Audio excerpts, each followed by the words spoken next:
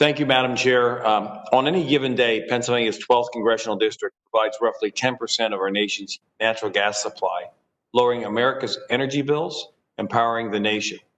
Carbon emissions have been declining in this country for nearly 15 years, due in part to the cost-effective natural gas coming out of places like north central Pennsylvania. Thanks to President Trump's efforts, we are now energy independent and are relying less on foreign governments to help us produce energy. As EPA Minister Wheeler puts it, Americans are breathing the cleanest air since 1970. And criteria air pollutant emissions under President Trump dropped 7% since 2017. The Trump administration has shown that improvements in public health and economic growth can take place at the same time. So that leads me to some questions for Mr. Schellenberger. What is the return on investment for solar and wind energy compared to natural gas? For the question. Thank you for the question, Congressman. I'm sorry, I don't have the exact numbers for the return on investment. What I do know is that every state that has implemented serious renewable energy mandates has seen their electricity costs go up. In fact, it was Michael Greenstone who did the study showing that renewable mandates increased the cost of electricity by $125 billion. And in California, they went up sixfold more than they did in the rest of the United States.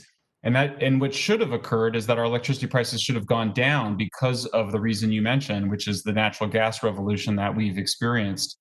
And so, in fact, electricity prices would have risen even higher in California and in those other states had it not been for the significant declines in the cost of natural gas.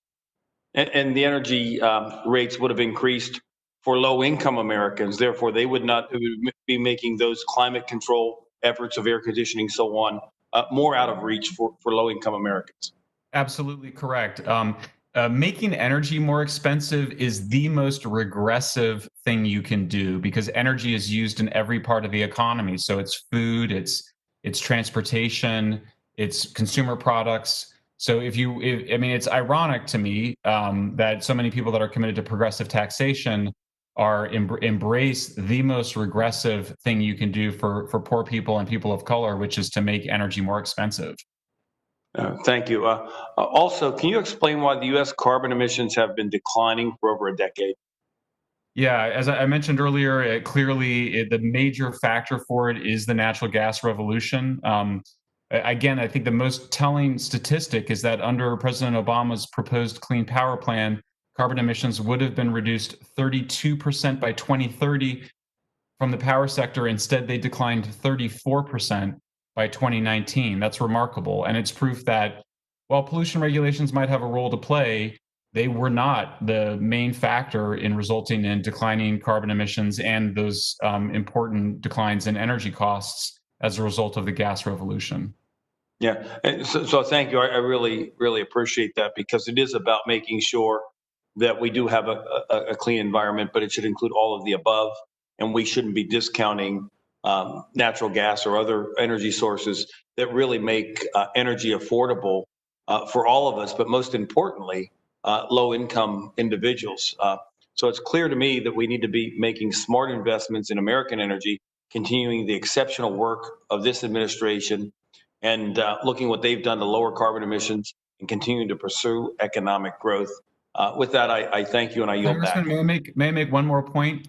We've Yes. heard a lot about how essential air conditioning is, and I share the concerns, by the way, about continuing racial disparities in terms of the penetration of air conditioning. Air conditioning is literally a lifesaver particularly for elderly and people with pre-existing conditions who tend to be most negatively affected by heat waves.